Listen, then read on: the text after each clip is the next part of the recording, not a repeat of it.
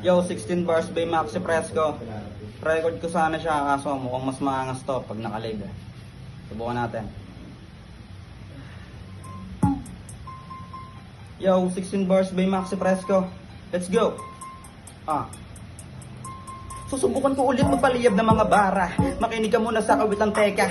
Gusto ko lang busugin yung mga tenga ng mga nagsabi ng ambarang ko ay matabang pa. Kaya pasensya naman kung natatabangan ka. O baka lang naman nalalamangan ka.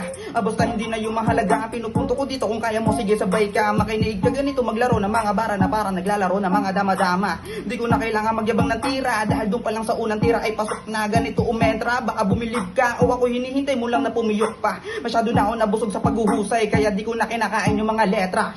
Gato ko binitbet, yung mga mahina kong bara hanggang sumakit. Talagang pinitpet, para di na mapait. Pinagsama-sama ko na para bang pinakbet. Kulang pa ba sa lupet? Ako kontento na ako, ewan ko na lang talaga dyan sa mga Sa dami kong mga nasakyan, alam ko na kung sino ba ang pakitang tao.